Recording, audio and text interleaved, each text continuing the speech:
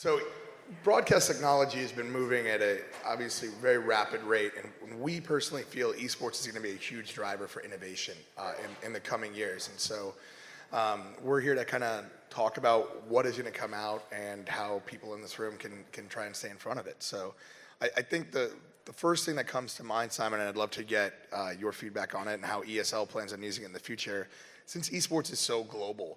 Let's talk a little bit about remote production and how that's essentially going to become probably a necessity going forward.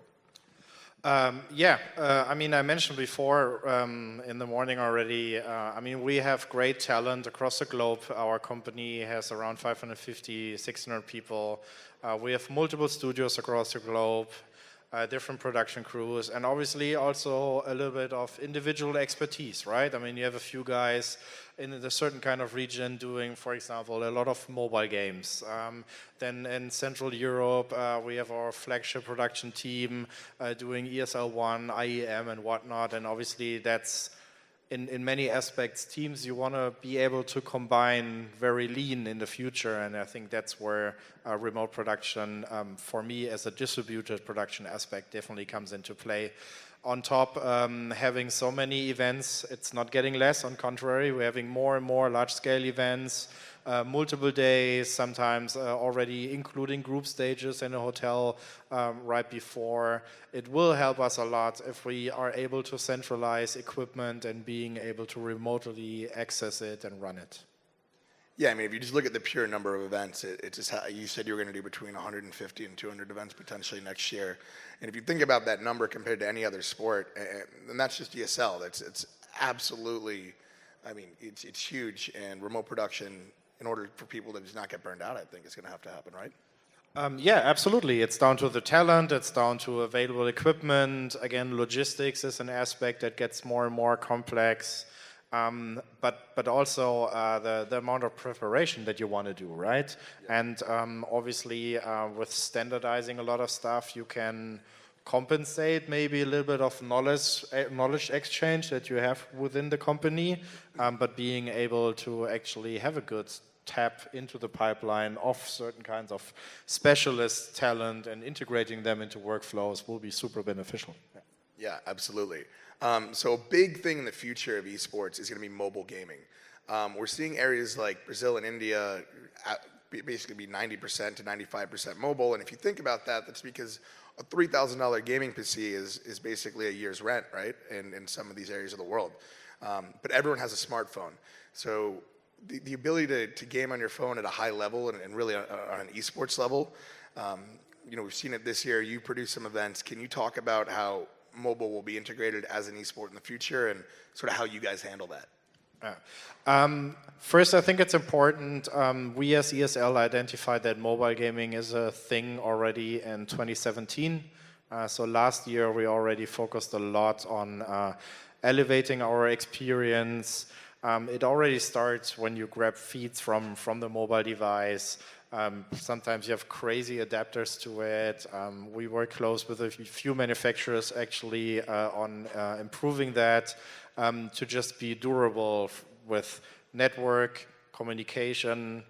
Players need to be able to listen to the audio. We need to be able to embed the audio into the feed. There's also with team games the communication aspect to it. So that's already one aspect. Also, I think what will change the market a lot is the visual aspect of it. I mean, this is quite a small screen, right? So this needs to be produced in a different way. And I think this is going to be very interesting the next years, how actually large-scale stadium events in terms of graphics, visuals, scenic design will actually adjust to fit better on such small screens. Yeah, and I mean, again, with everyone having a smartphone, the need for a PC may go down, but do you think mobile gaming will ever overtake PC gaming and will become the primary form of gaming in the future? I think it already does in a lot of markets. I mean, I think Latin America is a good example where mobile gaming is really strong. Southeast Asia, actually, there was never PC gaming. India also is a good example. Wired network infrastructure is super poor.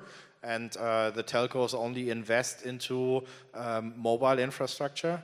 And that's, I think, a point where by nature, mobile devices will just be a leap ahead. Yeah, I absolutely agree with you on that. So now let's talk about latency. Obviously, at the Switch, we focus on delivering super, super low latency connectivity to people, and with the transmission, obviously, the latency is incredibly important. But I'd like to talk to you specifically about how betting and latency are tied. So you guys have some betting partners, and you're entering into the betting foray in esports. How important is latency in that, and where do you see betting going in esports? Betting actually has somewhat not really been recognized yet. Obviously, in classic sports, it's a huge thing, especially here in the US. I think it's really, really huge and also a driver in the economy of sports.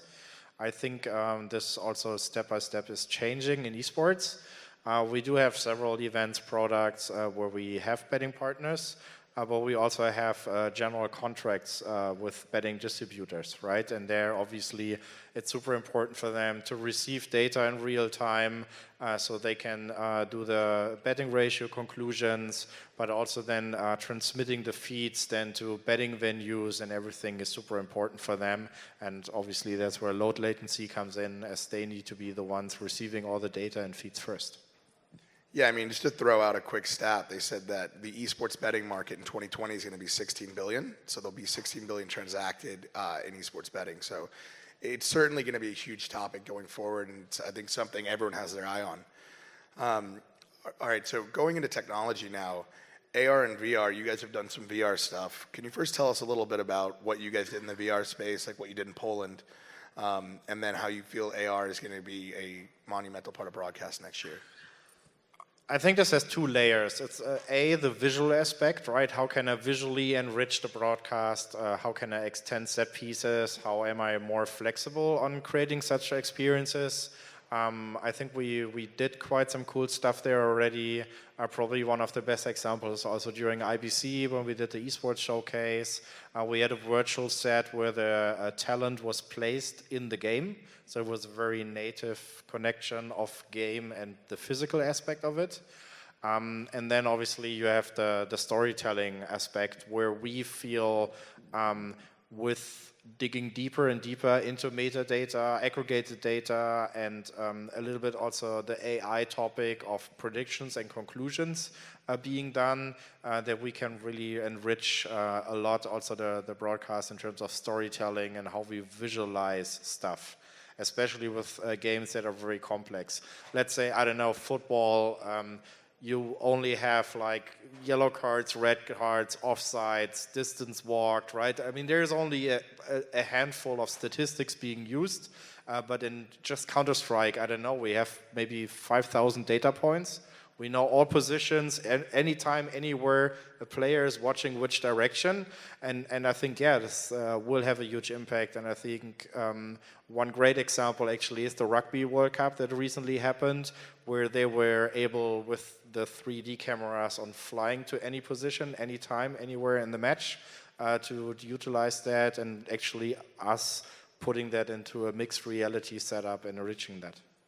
Yeah, and obviously being a virtual world, you can really play with it and have some fun with it, which I think will be exciting. Now, so a question we didn't talk about, but I think is very interesting for the future of esports. Right now, there's so many tournaments and so many events that these guys that are traveling are really grinding. For example, Team Liquid's Counter-Strike team was on the road 240 days last year, which is a lot. I mean, that's a lot to kind of stay at the top of your game. Do you think the number of events will go down and the scale of the events will go up to somehow create a correction for this? Oh, that's a tough one, to be honest. Little curveball, man. Maybe at some point the market will consolidate itself. I think it's also down to national Olympic committees on finally agreeing that esports is a sport. This will also, from a financial perspective, help in general teams a lot to align on that. In the end, I mean, esports is and will be a global sport. I think when you look at the ATP circus or golf, I mean, there's example in classic sports. Those guys are traveling all the time, right? the player hospitality in general to us is super important. We have teams picking them up at the airport. We have player managers sticking around with the teams 24/7 and really try to cover as much as possible as we can to make it easy for them. On the other hand, I mean,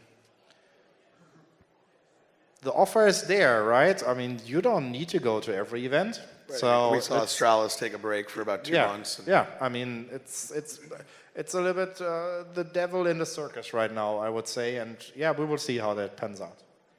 So you mentioned, and I completely agree with you, by the way, because I don't think it's going to be sustainable for people to travel 240 days a year, but it's up to them to pick and choose, you know, and obviously qualifying for these major tournaments. It's sort of like the FedEx Cup in esports, the way ESL works. You get points for some of the smaller events, and then you qualify for a larger event. So once you qualify for a larger one, you can take a bit of a travel break. But that brings me to my next question. You guys have changed your tournament format going into next year, combining, you know, DreamHack with the minors and the majors, and a large part of that is to be able to tell a cohesive story. Can you kind of tell everyone a little bit about that and how important the story is in esports? Yeah, I mean, especially Counter-Strike, right? It's a legacy game. It's out there for quite a while. There's still a lot of the general competition. Obviously, not only ESL is doing Counter-Strike events. And we wanted to put a little bit more meaning to the products that we have, right? To combine Intel Extreme Masters, ESL 1, Counter-Strike Pro League, and DreamHack Masters to something more meaningful and a more ongoing story. And that's basically the concept of Pro Tour. Yeah, absolutely. And I think there's so much personality, especially in a game like Counter-Strike, that you can be capturing, that the vignettes and the stories you can tell are pretty interesting. So you guys have a ton of events next year coming up, obviously ESL all over the world. What are you most excited about in 2020 from an ESL perspective? I mean, for me, as I was also part of Pyeongchang, I think Tokyo 2020 is just going to be amazing. I mean, it's very special. It's an honor to be part of that circus. We have 2 new games. We will do Rocket League and Street Fighter. I think this is also for our regular ESL audiences something fresh and new. We're on such a large scale, don't really do. And yeah, I mean, we put a lot of hard effort into it right now, and I hope that it's going to be a great 3 days of entertainment. Yeah, obviously being associated, you know, with the Olympics on a gaming level is beyond cool. Any surprises at that event that you can kind of preview here? Unfortunately, not yet. But I hope soon, and it's going to be awesome. Well, I tried. Hopefully they kill it. I'm sure you guys will. Well, I think that's it. We're about out of time here. I know everyone's looking to get to lunch, but I really appreciate it, and good luck in all your endeavors next year, man. Thank you very much. Thanks.